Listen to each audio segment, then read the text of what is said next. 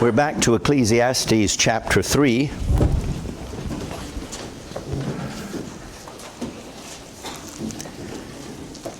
The wisest man that ever lived, apart from the Lord Jesus Christ, is doing an investigation to try to find out what is that good that the sons of men should do all the days of their life under the heaven, under the sun. And we're seeing that he comes to some pretty bleak conclusions announced in the beginning of the book, that all is vanity, all is vexation of spirit. And this is the conclusion you come to when you look at life as it's lived within the short span of time that we have under the sun, without any reference to a final judgment or anything beyond the sun, as we've been pointing out. Because when you analyze and weigh life beyond the sun, instead of coming up with the conclusion that all is vanity, you come up with the same conclusion that Paul did in 1 Corinthians 15 when he was dealing with the doctrine of the future resurrection of the dead, when he said, "For as much as you know that your labor is not in vain in the Lord." That's the conclusion of factoring the resurrection and what happens beyond the sun into our philosophical quest of what is good for the sons of men. I would like to say before I pass on, as you know, we had a special communion last Sunday because our brother Greg was unable to be at the communion the Sunday before, owing to his hospitalization, and the doctor sent him home saying there was no more that medical science could do for him. So I ran it by him that what would he think if we had a special communion, and he was very, very thankful for that. So we did it. And I just want to say, if you weren't here last Sunday, you missed one of the best, richest services we have ever had in the history of this church. Absolutely, hands down. Greg came up here and made a beautiful speech, very touching. You can see it online, but unfortunately, he was sitting down and this camera was in his face because we're Zooming to our non-resident members or people in Canada that can't come at this time. So anyway, that's the disadvantage of that, but you can still get the talk. It was beautifully delivered. We had a tremendous service. All of Greg's family was here, all of his children, all of his grandchildren, all of his biological progeny were here, his in-laws, and it was just such a wonderful experience to have them here and to see them with us again in the congregation. So it was a tremendous day. So let's go back. We'll pick up at verse 16, and from verse 16 on through to the third verse of chapter 4, Solomon is showing the beastly nature of man, the beastly nature. And he says, "And moreover, I saw under the sun the place of judgment, the wickedness was there, and it still is, and the place of righteousness, that iniquity was there." So even in the judicial system in his day, and it's right on today, you don't always get justice. There's wickedness there. "And I said in mine heart, God shall judge the righteous and the wicked." So even though things may not balance out fairly in this world, there's going to come a day when they will. God is going to set the record straight and balance the scales. And we pointed out that if you don't factor that in to the way you view things going on in this world, then you're like a beast. You're not thinking larger picture. You're thinking within the framework of your five senses in your present experience under the sun. And even the psalmist in Psalm 73, when he was looking at the prosperity of the wicked versus the afflictions he was suffering as a righteous man, not factoring in the final judgment, he said, "I was as a beast before thee." But when he saw everything in the perspective of the final judgment and reckoning, then everything falls into place neatly. And you begin to think rationally and logically rather than like a beast. "And so I said in mine heart," verse 17, "God shall judge the righteous and the wicked, for there is a time there for every purpose and for every work." So every purpose and every work's on the docket. Everything will receive review in that day. "And I said in mine heart concerning the estate of the sons of men." The word estate means state or condition in general, whether material or moral, bodily or mental. So just the state in which we are, mentally and physically. "I said in mine heart concerning the estate of the sons of men, that God might manifest them, and that they might see that they themselves are beasts. For that which befalleth the sons of men befalleth beasts. Even one thing befalleth them. As the one dieth, so dieth the other. Yea, they all have one breath, so that a man hath no preeminence above a beast, for all is vanity. all go unto one place, and all are of the dust, and all turn to the dust again. Let's comment on that before we read any further. He's demonstrating the estate of the sons of men to be equal to that of a beast. Now, in the particular passage that we're going to be considering that'll take us on into the next chapter down to verse 3, he's going to show us how men in power abuse that power. We've already seen an evidence of that. That in the place of judgment, there was wickedness. In the place of justice or judgment, wickedness was there. The place of righteousness, iniquity was there. So we're going to see that even when God gives men power over other men, they abuse that power. And in the abuse of that power, God declares them to be like beasts, describes them as being like beasts. This is the state of the sons of men. Let me show you.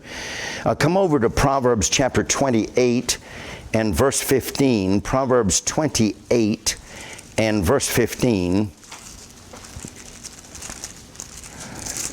where we read, as a roaring lion, that's a beast, and a raging bear, that's a beast, so is the wicked ruler over a poor people.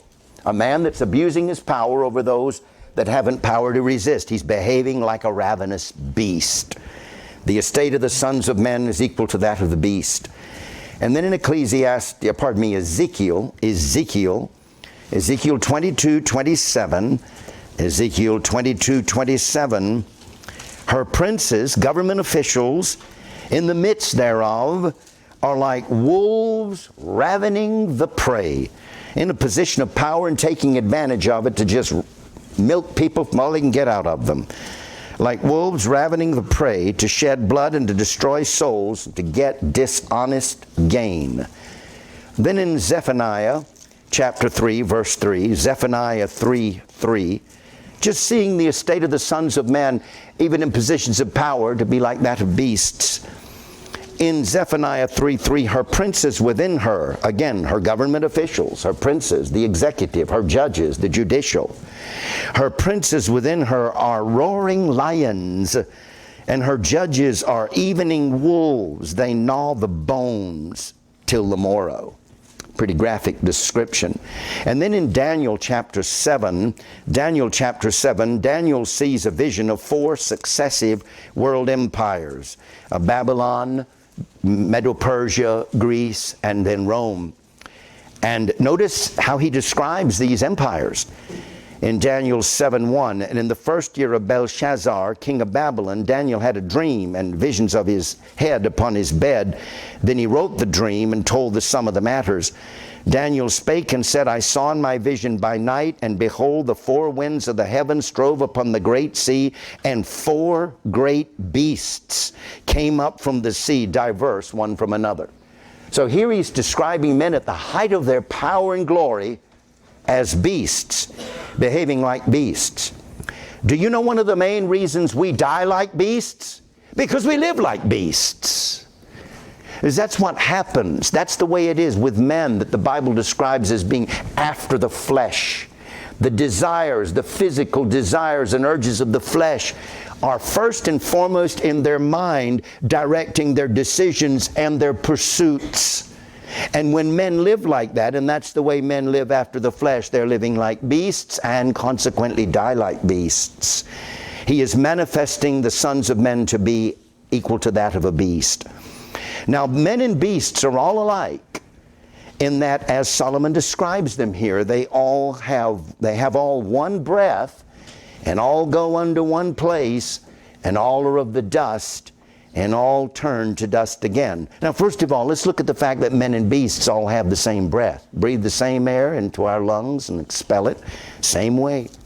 In Genesis chapter 7, 21 through 22, notice how he lumps men and beasts together, partaking of a common breath.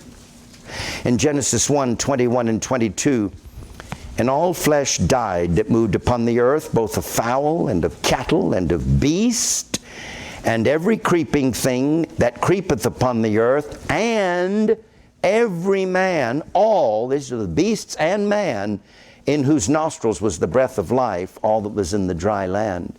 died. So this is just a confirmatory verse pointing out that men and beasts all share a common breath, and and the bodies of men and beasts share a common substance, and that they were all made of the dust of the ground. This is seen from Genesis. If you turn there to Genesis 1:24, first of all, to show you where the bodies of the beasts come from. Genesis 1:24, and God said, let the earth made of dirt, dust, let the earth bring forth the living creature after his kind, cattle and creeping thing and beast of the earth after his kind, and it was so. So the body of the beast comes from the earth, and so does the body of the man, as we note in chapter 2 and verse 7. And the Lord God formed man of the dust of the ground and breathed into his nostrils the breath of life, and man became a living soul. And so, because of man's sin, the curse was passed upon him. While you're there in Genesis, flip over to chapter 3. The curse was passed upon men to, at death, return to the dust from whence they were made. And so God pronounces the curse. Genesis chapter 3, verse 19, he says to the man, in the sweat of thy face shalt thou eat bread till thou return into the ground. See, the beast was made out of the earth, out of the ground. Man was made out of the ground. Whoa. Does that even serve a purpose? It does as a backup, and it's okay. Well, let me get it up there. We're having technical problems today. I'll turn it up like that. Okay, we'll let that do. And so anyway, he said, and in the sweat of thy face shalt thou eat bread till thou return unto the ground, for out of it thou wast taken, for dust thou art, and unto dust thou shalt return. I want you to notice 2 times in that verse, verse 19, till thou return unto the ground, for out of it thou wast taken, for dust thou art, and unto dust thou shalt return. Now compare that with a verse we just read this morning in our worship in Psalm chapter 90 and verse 3. Thou turnest man to destruction. What does he mean here? And sayest, return. That's exactly what he said in Genesis 3:19 regarding the body of man, that it would return to where it came from. Return, ye children of men. And when that body returns to the dust, then it goes back to the dust. It rots away back to what it was made out of, and thus is turned to destruction. Return. But alas, the beasts themselves suffer the same fate. Because when man fell, he brought the whole creation down with him. Because remember, when God created man, he gave him dominion over the earth and over all the beasts and the fishes of the sea and the fowls of the air. And so when man came down, he brought the creation over which he had dominion down with him. And as a result of that, everything in the whole creation is subject to the second law of thermodynamics, which is entropy, which means it all falls apart. Just put it bluntly. That's not the way the scientist would express it, but it comes to the same thing, that everything eventually dissolves and falls apart, our bodies included. And the beasts get wrapped into that curse. And as he's telling us there in Ecclesiastes chapter 3, they all go back to their dust, just like we do. We're not a whit better than they are in this respect.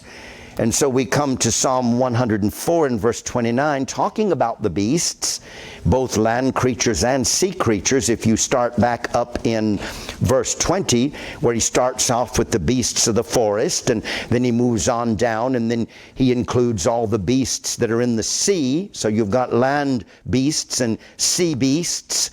And then he goes on down, and he says in verse 29, thou hidest thy face, they are troubled. Thou takest away their breath, they die, and return to their dust. So the beast goes back to the dust. We go back to the dust.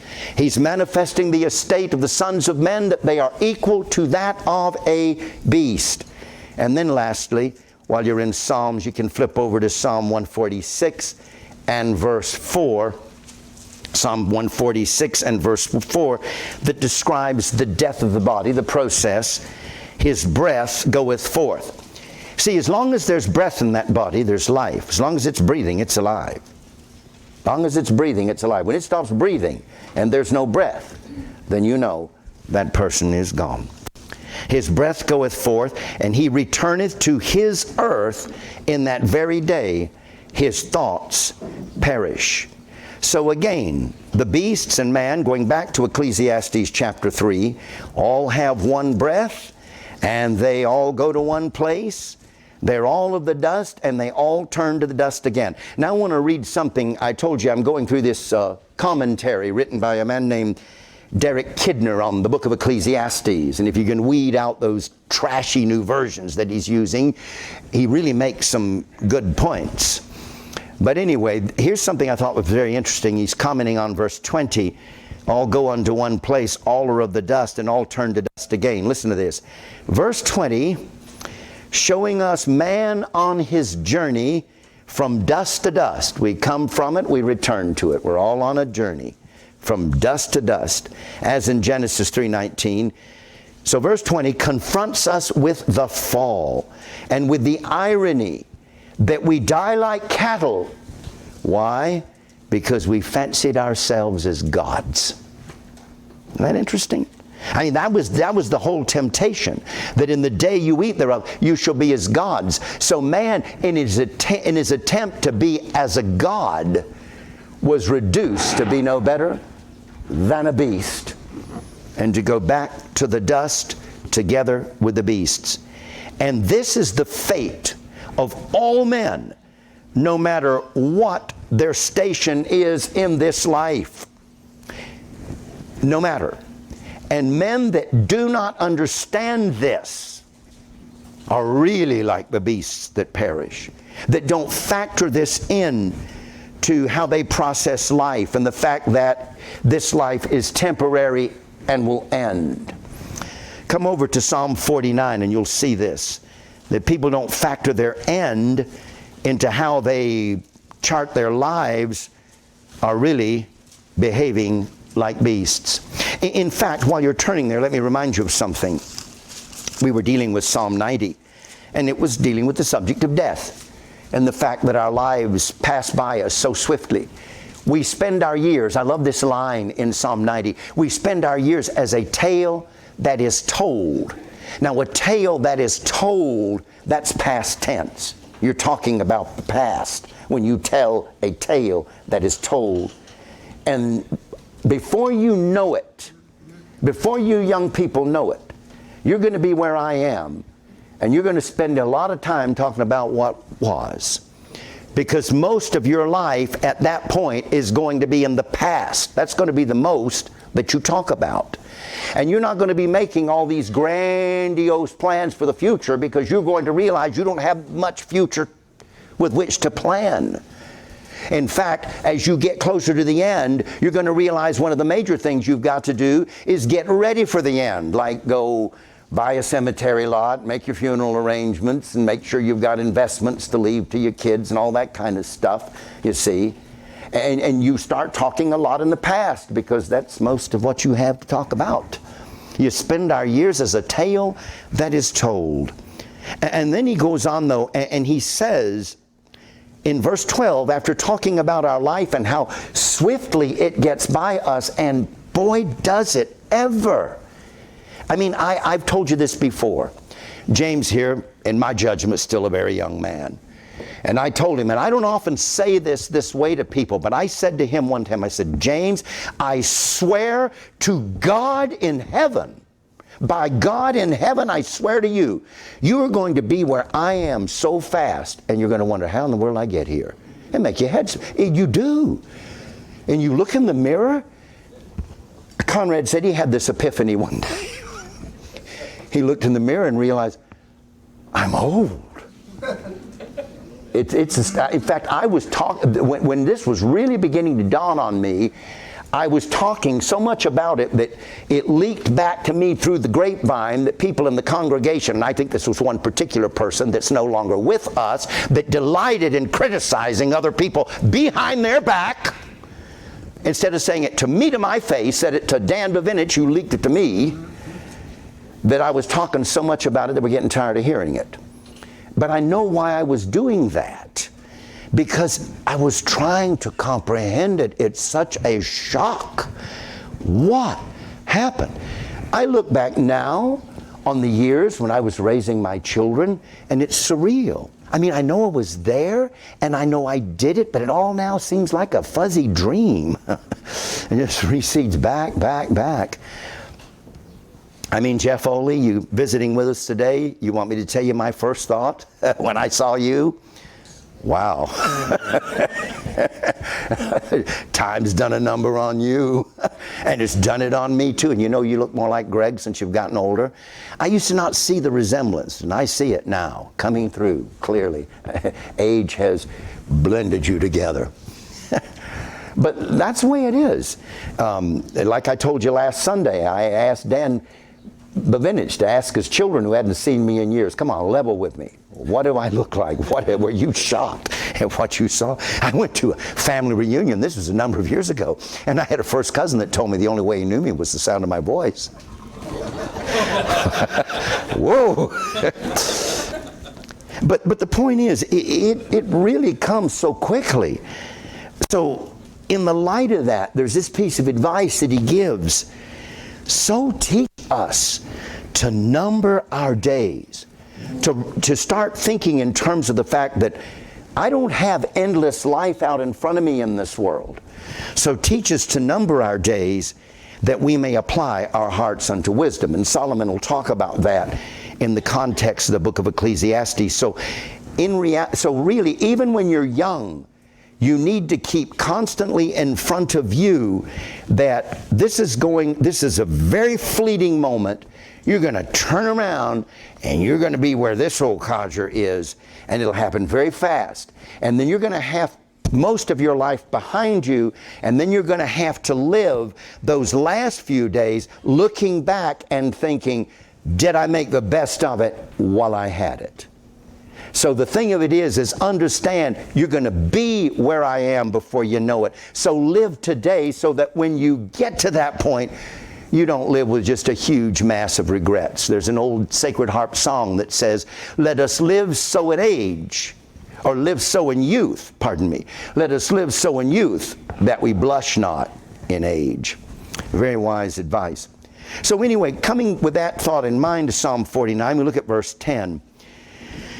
For he seeth that wise men die.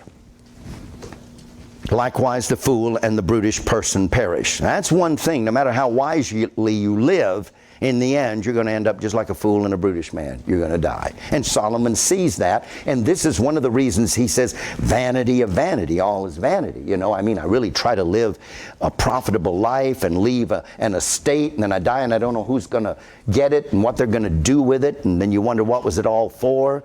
And that's a sobering thought. But again, when you put it in the context of what is beyond the sun, in the eternal framework, and that what I'm doing today, God will bring before in the judgment and reckon with me there because of it, and that there is an eternal reward for the service I render today, then that puts it in a whole different light. But if you're not looking at it from that standpoint, and you're just looking at it from under the sun in the framework of the few years we live down here, it can take on the coloring of meaninglessness, vanity of vanities. And so he says, for he seeth that wise men die, likewise the fool and the brutish person perish and leave their wealth to others. And Solomon has already dealt with that, and the troublesome thought of what are they going to do with it.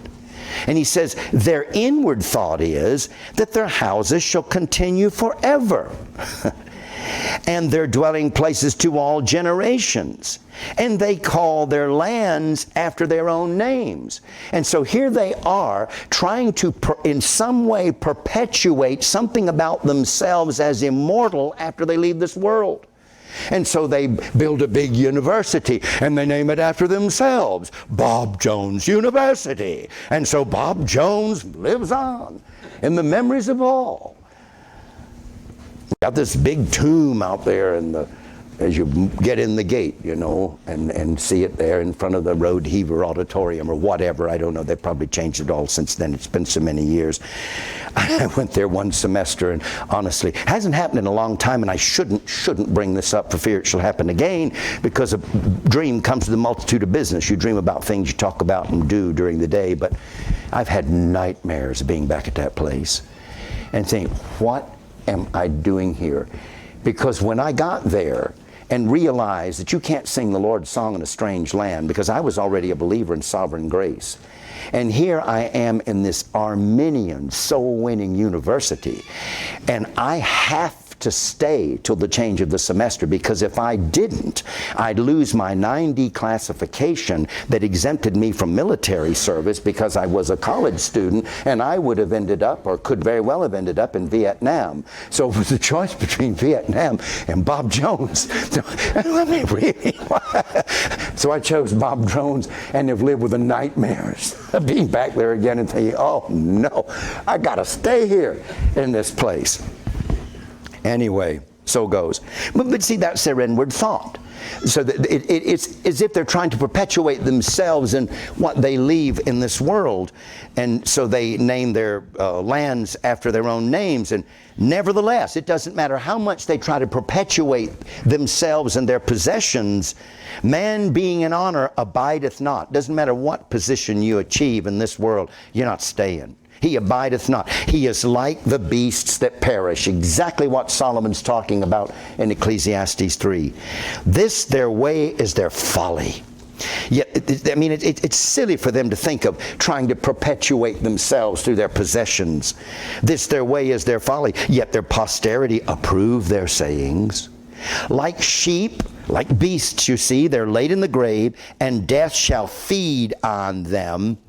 But then here's a beautiful ray of hope. The upright shall have dominion over them in the morning. You see, for the child of God, death and death feeding on him in the grave is not the end. Because there's going to be a new day dawning. It's called that day. It's called the resurrection of the just, the second coming, the day of our Lord Jesus Christ, the dawn of a new day. And the old heads, preachers used to call that day the resurrection morning, or the morning of the resurrection. And we even have a song in our book, we'll shout together in that morning. We don't sing it, but that's the idea. And when that happens, the upright shall have dominion over them, and their beauty, talking about these men in honor, consume in the grave from their dwelling. But God will redeem my soul from the power of the grave, for he shall receive me, Selah. Be not thou afraid when one is made rich, when the glory of his house is increased. For when he dieth, he shall carry nothing away, and his glory shall not descend after him. You're not taking anything you achieve in this world with you. You're going to just end up like a beast, die like a beast. Though while he lived, he blessed his soul. And men will praise thee when thou doest well for thyself. I mean, you think of the Wall Street tycoons that men admire. I mean, they will speak well of thee when you do well for yourself. But this is the man that's got his life all wrapped up in this world and his possessions, and is not really thinking of life in terms of the hereafter. He's just wanting to perpetuate the memory of what he's accomplished in this world by naming things after him. But he shall go to the generation of his fathers, and they shall never see light. Man that is in honor and understandeth not, that doesn't understand a final judgment, that doesn't understand an afterlife, that doesn't understand there's a recompense, a balancing of the scales and judgment, is like the beasts that perish. So we need to think about our mortality. We need to think about the limitation of life in this world and look at something beyond this to get it all into a proper perspective. Because if that's all we see is just down here to end up no better off than a beast, then he draws that dismal conclusion that all is vanity. But this is one thing he's talking here about. He started out with the fact of wickedness in the place of judgment. And he's going to go on and he's going to show us about wickedness in high places and people in power and in honor that abuse that power. This is one thing we all need to remember. About any man in this world, I don't care how rich he is. Don't envy somebody because he's got more than you have. Don't be afraid when one is made rich and think, well, he must be a better person than I am because he's got more than I've got. Don't go there, because he's going to end up just like you. And you're going to end up just like him. We're going to end up just like the beast, dead and back to the dust. So we don't want to go there. And you got to remember that every beastly oppressor is going to end up dying just like a beast, behaving like a beast while he lives, and ending up dying like a beast and going back to his dust. Isaiah 51 gives us this perspective in Isaiah 51, 12 through 13. Isaiah 51, 12 through 13. You know, I realize it's not very pretty. It's probably not very comforting to stand up in front of people and say that, you know, you can look at a human being dying and you can look at a cat dying, and it's the same thing.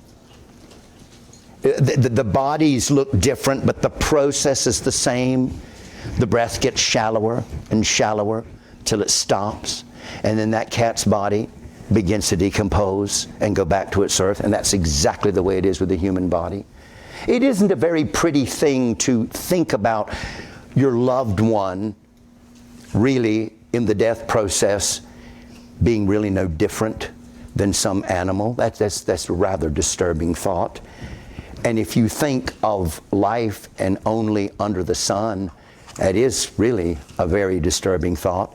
But when you put it in the context of the morning, it looks different, don't you see?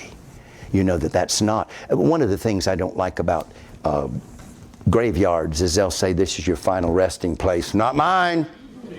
Not mine. I'm not staying in that dirt.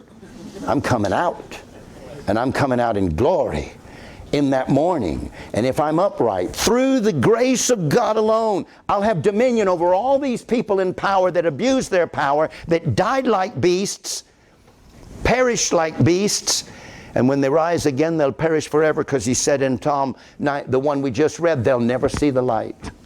They'll rise to everlasting darkness, damnation, and shame. But in Isaiah 51, 12 through 13, I, even I, am he that comforteth you.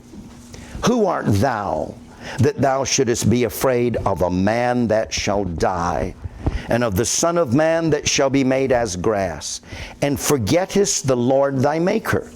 You're so focused on what man is doing and letting what he's doing and plotting to do frighten you and unnerve you. You're forgetting the Maker, that hath stretched forth the heavens and laid the foundations of the earth, and has feared continually every day because of the fury of the oppressor, as if he were ready to destroy. And where is the fury of the oppressor? He just told you that oppressor is going to die. He's living like a beast, and he's going to die like a beast and go back to his dust. And like I said last Sunday, thank God there is an advantage to death, even though it's so cruel and it's an enemy and such a heartbreaker in so many ways. Yet thank God there is a boundary on the cruelty of man. They can only live so long and they die. Thank God for that boundary. And again, this is a subject that isn't particularly pleasant to think about. But you know, and I don't want to go into depth with this. This will actually come up more in chapter 7. We have guests here from the church in Lakeland.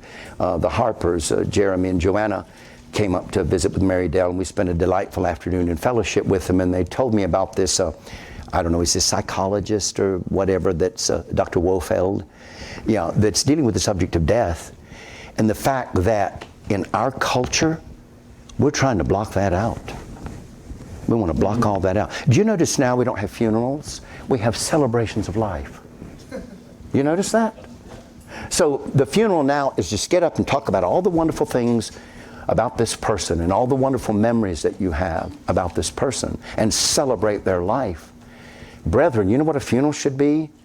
I mean, there's nothing wrong with talking about good things about a person. I always do that myself in a sermon. I'll mention positive things and good things that I know about the individual, but I'm always very careful to move from that point and say that no matter what goodness there was about this person, this is not why they're in heaven. not by works of righteousness which we have done. We have no goodness apart from the Lord Jesus. A funeral is a time to grieve.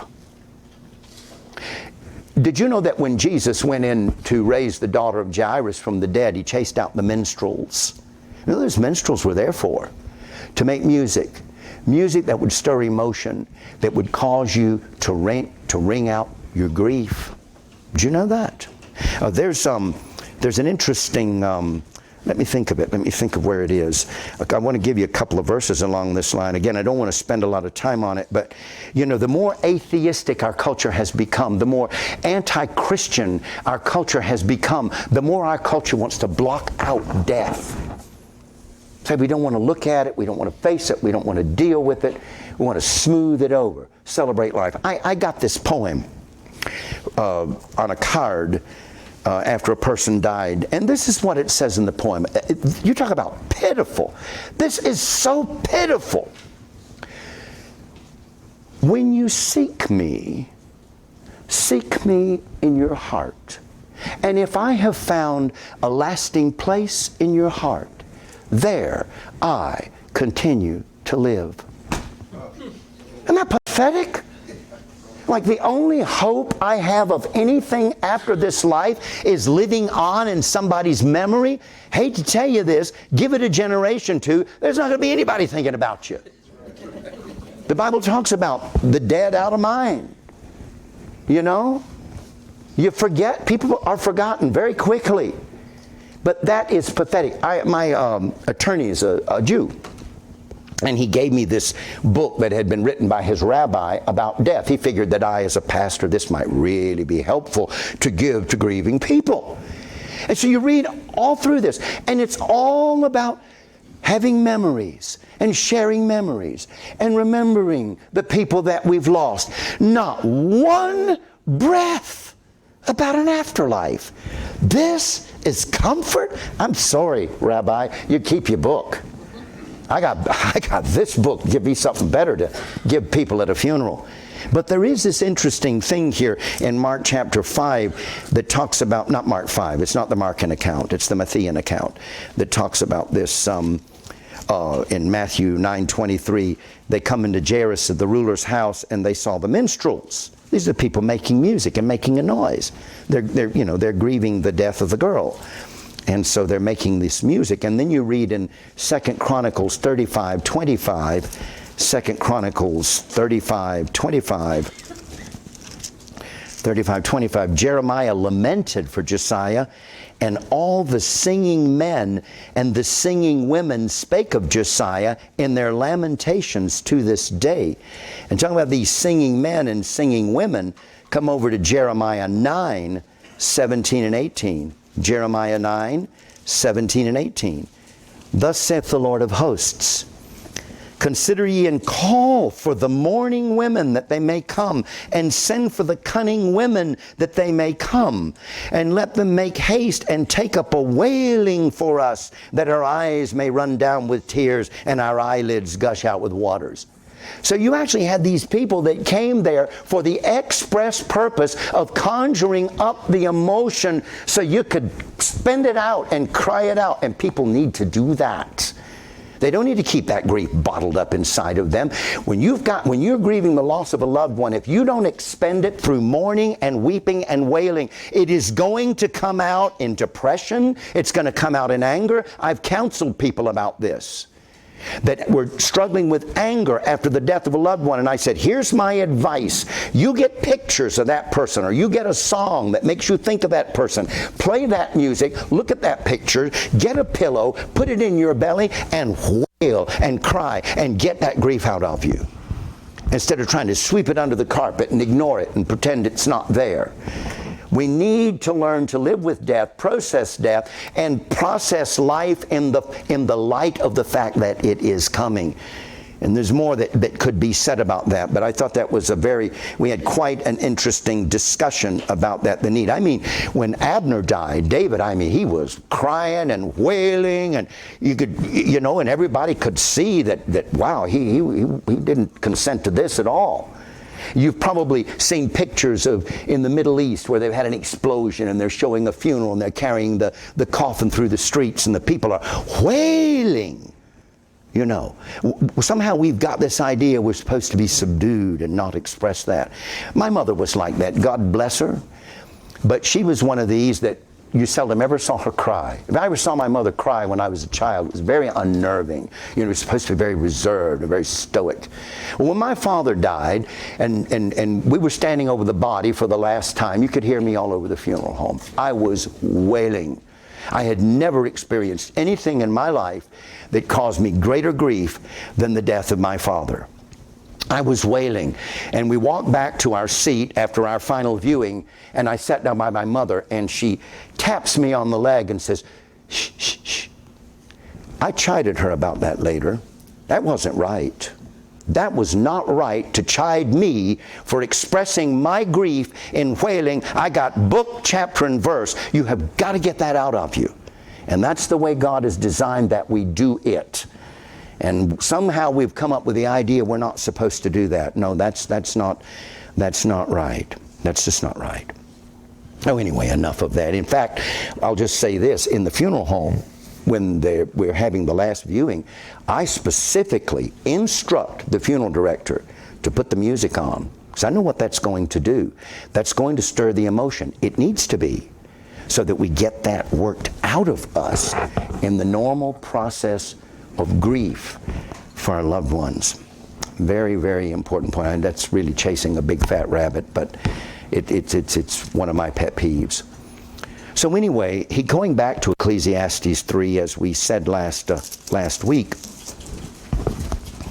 in verse 21, after he's talking about the bodies of men and beasts going back to the dust, and they do. This is one of the commonalities between the bodies of men and the bodies of beasts. They all come alike to the same end, made of the same dirt. He says, "Who knoweth the spirit of man that goeth upward, and the spirit of the beast that goeth downward to the earth?" Now we know from the Word of God, and this tells us right here, that the spirit of the beast, and a beast does have a spirit, that can be philosophically, logically deduced, as well as the fact that the Bible talks about beasts having souls, that the spirit of the beast, when he dies, goes downward to the earth. That's it. But the spirit of the man goes upward. But if you'll notice, he posits this statement in the form of a question, and it's like I said last Sunday, if you didn't have a Bible and a divine revelation to let you know what is happening at the death of a human body, it wouldn't look any different than the death of a beast. And so there you are. You don't see any evidence, any proof right then and there at that event that shows you that there's anything happening different with a human being than with a beast. But we know that something is happening, that the spirit of man is returning to God who gave it, and by divine revelation we know that spirit either goes to hell or to paradise. But the reason we know that is not by analyzing what is happening under the sun and what we can perceive with our five senses. Like I said last week, we know that because of this book that has been delivered to us from beyond the sun by divine revelation, where God's Spirit beyond the sun comes down and moves men through divine revelation to tell us that when that human being dies, his spirit goes upward, not downward. And we believe this. We take great comfort in this. But we understand it not by just our rational senses or our five senses looking at what's going on. We know it because God has told us in the book. And we believe the divine revelation that has been confirmed historically and scientifically on point after point after point after point, and all of it confirmed by the space-time history resurrection of the Lord Jesus Christ from the dead, proving to us conclusively that there is indeed life after death. And it is believing this, it is this faith, believing this, that when I and Nelda and Dan Bavinich were all standing at the deathbed of Howard Lamont, and Dan had never seen a person die, and he actually wanted to see it. And I think that's fine. I think that's fine that you wanted to see that. And so he was in the kitchen, and I said, Dan, because I have been around people dying before, and I knew it was very, very close. I said, Dan, if you want to see this, you better get in here now. And I don't think he was in there 2 minutes. And Howard stopped breathing. And here's the beautiful thing. Here's the beautiful thing. When he stopped breathing and I said, that's it, Dan said, bye, Howard. Now, why did he say that? Because he understood there's something happening here that we couldn't see, that we couldn't perceive with our five senses, but faith in the divine revelation. He knew what was going on. Howard was leaving that body to go to God. Yes, sir. You better bet, amen. So, it is by God's revelation that we know this. Otherwise, like I say, we don't see any difference between a man and an animal in the dying process, because that spirit, as it departs, can neither be seen, nor felt, nor heard. Now, we come to this conclusion here in verse 22. Wherefore I perceive that there is nothing better than that a man should rejoice in his own works, for that is his portion. For who shall bring him to see what shall be after him? Given that men die like beasts, and given that a man doesn't know what shall be after him, and we don't, then Solomon returns to a conclusion that he's already announced before. And that is, there's nothing better than that a man should rejoice in his own works, and for that is his portion. In other words, given you're going to leave it all, and you don't know what's going to happen to it after you leave, then as far as your possessions in this world are concerned, you might as well just enjoy them while you can, because you're not taking them with you. And again, that's sound advice as far as it goes, but that's looking at things strictly under the sun and not from the eternal reference. But given that fact that you're going to die and leave it all, there's nothing better than that you rejoice in it, for that's your portion. Enjoy what you can before you die, which takes us back to what Greg's doctor told him when he came and announced to him that we've done all we can do. And you know what he told him? He said, go home, enjoy your life. Saying the same thing Solomon said here. Go home and enjoy your life. He said, if you want to eat the leg of a table, eat it. And so that's why on Wednesday following, I brought a sack of junk food. And we had Five Guys hamburgers and French fries, and they were so delicious, as my daughter says about meaty hamburgers. So delicious. And enjoy what you can. But the doctor also put things in a Christian context, and that was beautiful in saying to him, Jesus is coming. Jesus is coming for you. And that's our hope. Now we come to chapter 4, and we're still looking at the beastly nature of man. And so Solomon says, so I returned. He says that on several occasions, like his thoughts go in this direction and they come back to this, and they go in this direction and they come back to this. And he's already considered injustice that takes place. So he comes back and he looks at this a little more closely. So I returned and considered all the oppressions that are done under the sun. Again, we're viewing life under the sun. And behold, the tears of such as were oppressed, and they had no comforter. And on the side of their oppressors there was power, but they had no comforter. Wherefore, I praise the dead which are already dead more than the living which are yet alive. Yea, better is he than both they which hath not yet been, who hath not seen the evil work that is done under the sun. Solomon here takes a sweeping view of all the oppressions done under the sun, from whatever source that oppression may come. And history is full of this. And it brings grief to the oppressed. He considered not only the oppressions, but the tears of the oppressed. And they had no comforter, nobody to strengthen them, no human that would encourage them and help them out in this time of their oppression, and the powers on the side of the oppressor, and they've not got anybody to come to their aid. And so what do? Under the weight of that oppression, they do what sometimes is the only thing you can do, and that's cry. Just cry. And Job talked about that very thing in Job 35:9. By reason of the multitude, talking about what the wicked do, by reason of the multitude of oppressions, they make the oppressed to cry. They cry out by reason of the arm of the mighty, just suffering under the weight of the oppression. The oppressors had the power and used that power to oppress. And in this respect, they were like the beasts. and are called such, as we noted in a string of verses above. You see, these people described by Solomon did not live under a form of government that limits his power like ours does, and so restrains its abuse of power. You and I are so blessed to live in a country that has a constitutional government that limits the functions of government, and that has a Bill of Rights, and that we have recourse against the oppressions of government and the abuse of government. And we talked about that in our series on the politics, Bible and politics.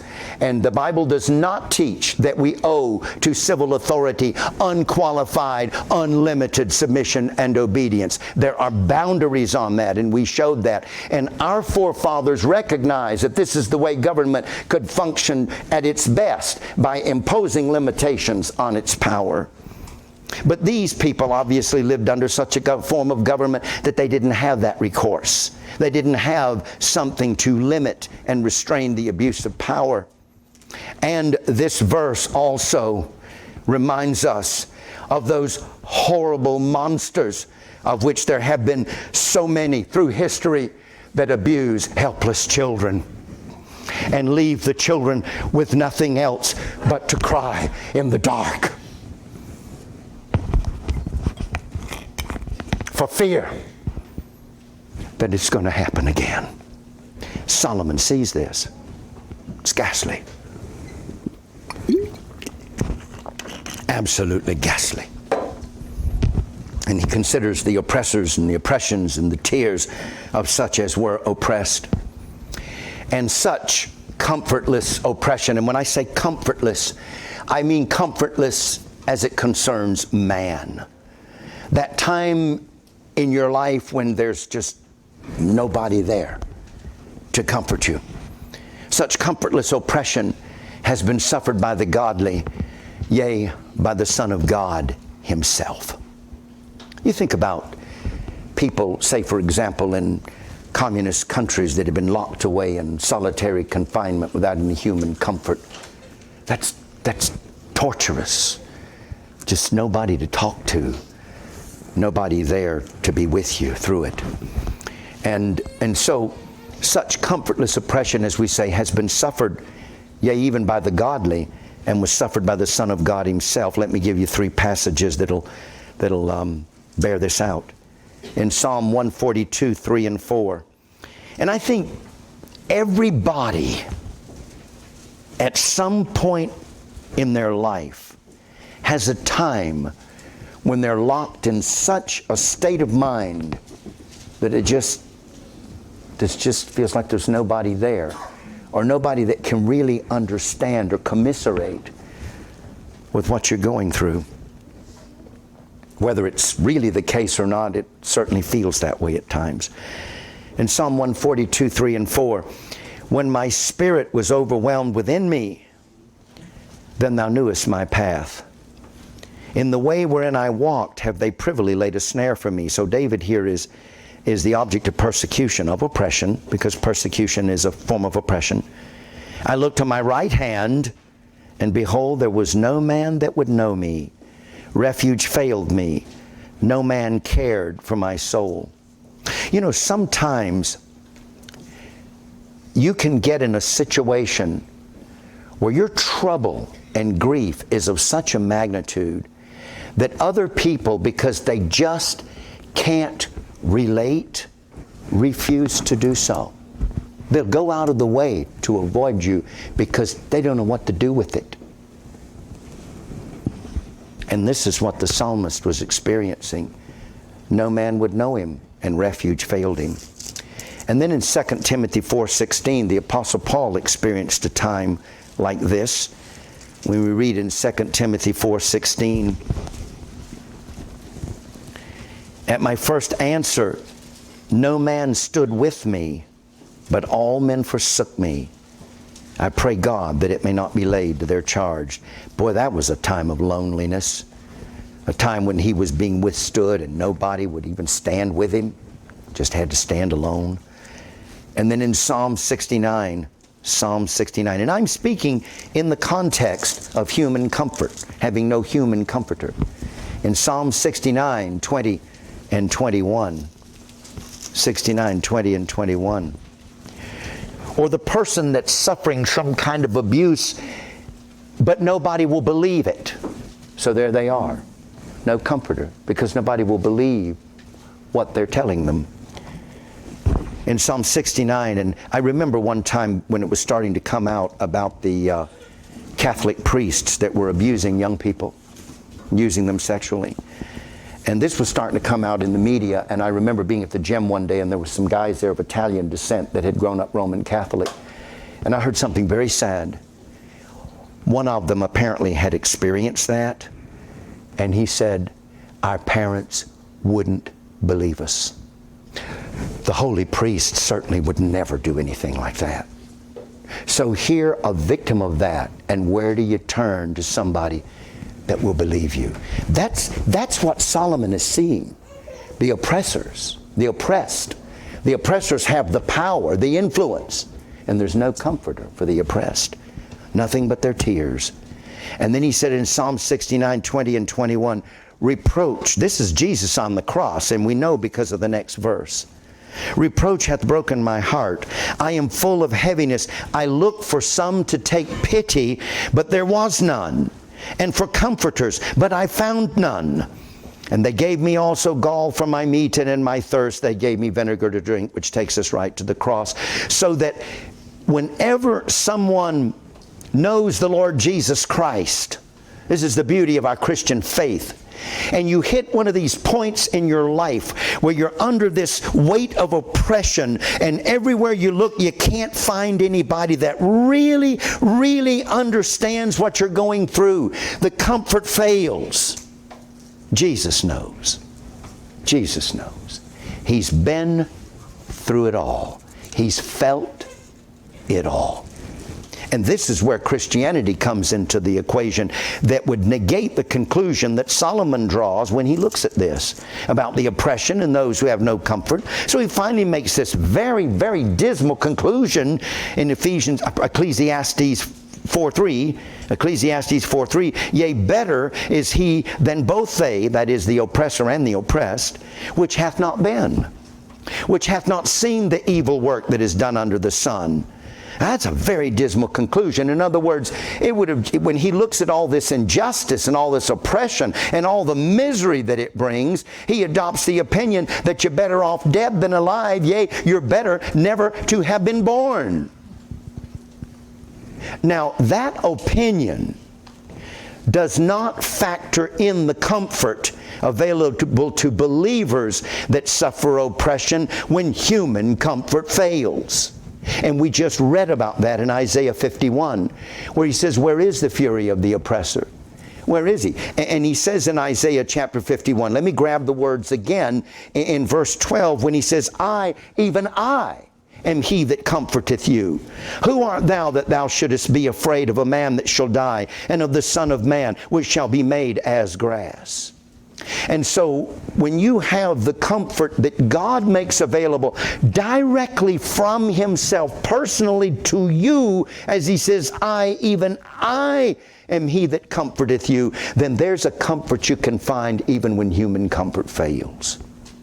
And so whenever you have that time when you're under the weight of some kind of an oppression, and it just seems like there's not anybody there that understands or wants to understand. Think of the Lord Jesus in the Garden of Gethsemane, where he takes 3 disciples with him and says, watch with me and pray. And what are they doing? They're over there sleeping. Not there to support, not there to comfort. Their eyes are heavy with sleep, and they fall asleep. And he's all alone. All alone. Right there. He knows what it feels like. He was there. And when you, in that moment, can remember that Jesus walked this same path, there you derive your comfort. Because now you are entering into the fellowship of the sufferings of Christ with the assurance that if we suffer with him, we shall be glorified together. See that? And that's exactly what the psalmist was saying in Psalm 142 when he talked about no man would know him and refuge failed him. And he talked about this overwhelming experience he was going through when he just felt this thing bigger than he weighing him down. He said in Psalm 142:3, when my spirit was overwhelmed within me, then thou knewest my path. Like Job says, he knows the way I take, and when he's tried me, I shall come forth as gold. So that oppressive thing that you're going through, that lonely, lonely time that you're going through, is not a time to give up on God or to give up on life, but to understand that if I just get through this, there's going to be gold on the other side. You see, processing beyond the sun and deriving comfort from that realization that whatever we suffer here, as I've told you before, has temporary written all over it. But this opinion that Solomon comes to when he says it's better not to have been, where he praises the dead who are already dead more than the living which are yet alive, and better is he that which hath not yet been. This dismal conclusion is really escapist. It's just saying that escaping suffering is seen as better than life itself. And that is not a biblical perspective. But it is a perspective that men have adopted sometimes in their suffering. Jeremiah was one such. If you want to go to Jeremiah chapter 20. Jeremiah chapter 20. So Solomon wasn't alone in drawing that conclusion. Other men have felt the same way. In Job chapter 20, 14 through 18, Job said, "Cursed be the day wherein I was born." Jeremiah, what did I say? Job. You know why? Because I got a Job reference right there, so my eyes are looking at that. At least there's a method to that madness. Okay, Jeremiah, thank you. Jeremiah chapter 20, verse 14, "Cursed be the day wherein I was born. Let not the day wherein my mother bare me be blessed. Cursed be the man who brought tidings to my father, saying, A man-child is born unto thee, making him very glad. And let that man be as the cities which the Lord overthrew and repented not. And let him hear the cry in the morning and the shouting at noontide, because he slew me not from the womb, or that my mother might have been my grave, and her womb to be always great with me. Wherefore came I forth out of the womb to see labor and sorrow, that my days should be consumed with shame." The grief he was feeling, the loneliness he was feeling at this time was so overwhelming that he was wishing he had never been born. Oh man, that's got a lot of meat in it. Hold on. I may not get further. Let me grab one more. Job came to the same conclusion. In fact, Job's suffering was so horrific that when he finally opened his mouth, he cursed the day wherein he was born. See, they're drawing the same conclusion that Solomon is drawing. It's just better not to be born than to have to live and see all this misery we see in the world. In Job chapter 3, Job opens up, and he opened his mouth and cursed his day. And Job spake and said, "Let the day perish wherein I was born, and the night in which it was said, There is a man-child conceived." I pointed this out before. The Bible is so true to life as we live it. Most conceptions take place at night. But notice when the conception takes place, somewhere there's an announcement made. A fetus is conceived. What? I didn't read that right, did I? A man-child is conceived. From the moment of conception, it was a child and it was a man. The DNA coded it with masculine identity from its inception. And I don't care what sex change somebody has, that stays that way. It's written in the DNA. God made them male and female. Transgender doesn't exist. Let me say it again and again and again and again. It does not exist. It's political fiction and psychological confusion, and has no place in a Christian thinking of that as in any way, shape, form, or fashion acceptable. A man-child is conceived, and so let that day be darkness, the day wherein he was born. Let it just be like it never was. And let not God regard it from above, neither let the light shine upon it. Let darkness and the shadow of death stain it. Let a cloud dwell upon it. Let the blackness of the day terrify it. And as for that night when he was conceived, you know what happens. You know what makes that happen. And as for that night, let darkness seize upon it. Let it not be joined unto the days of the year. Let it not come into the number of the months. Lo, let that night be solitary. And listen, let no joyful voice come therein. Because generally when conception is happening, somebody's happy. A joyful voice. Hey folks, if you get all bent out of shape with that, you got a problem with the Bible. It's just the way it is.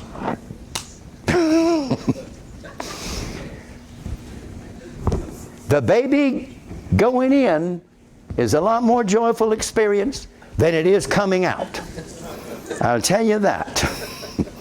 But that's what Job said. And so he says, let them curse it that curse the day, who are ready to raise up their mourning. And he goes on in verse 11, why died I not from the womb? Why did I not give up the ghost when I came out of the belly? And he says in verse 20, wherefore is light given to him that is in misery, and life unto the bitter in soul, which long for death, and it cometh not, and dig for it more than for hid treasures.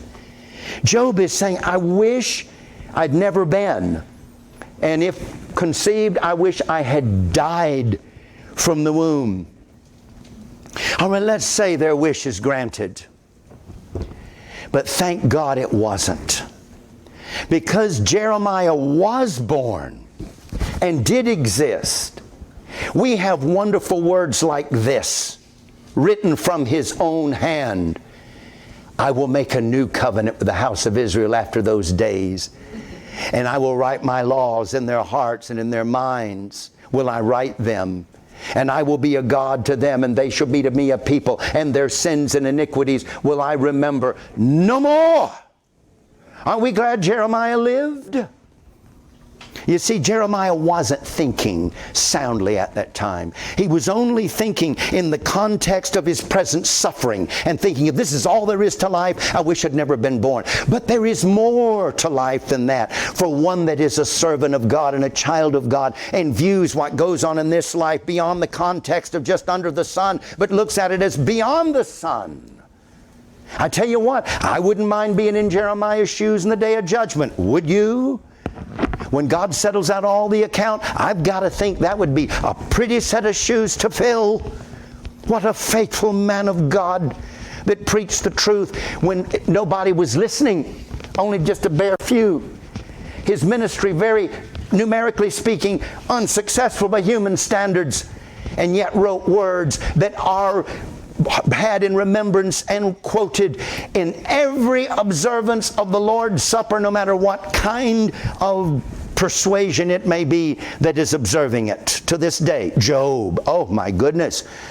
How much has Job's life and suffering brought comfort to suffering men? How many times have we been able to ladle into the sufferings of Job and not feel so alone, but say, here's somebody that felt as I, and draw comfort? To say nothing of such wonderful words as this coming out of his mouth in the crucible of his sufferings. I know that my Redeemer liveth. And yea, though after my skin worms destroy this body, yet in my flesh shall I see God, whom mine eyes shall behold, and not another, though my reins be consumed within me.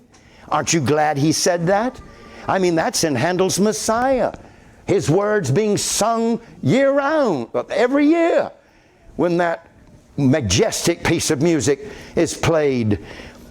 So you see, it all depends on whether you're looking at it in the little narrow context of this life with all of its oppressions and misery and sufferings, or whether you're looking at it in the larger context.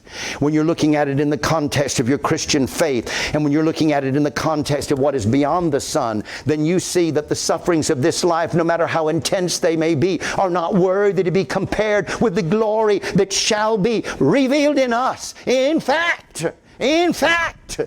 We are told in 2 Corinthians chapter 4 that our sufferings are working something. They're generating something. The loneliness, the oppression, the pain, the grief you're feeling right now is generating something. It's working something. And you know what it's working? A more exceeding and eternal weight of glory. So the heavier the suffering is here, the greater the glory will be there.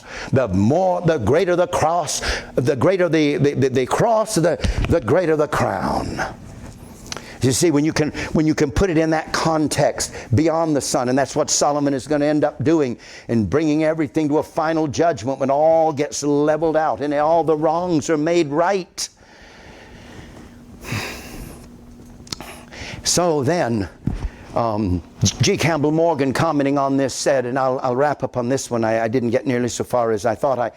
I meant to go through this book faster, but it seems the further I go, I'm slowing down. This might be the last series I'll be able to do.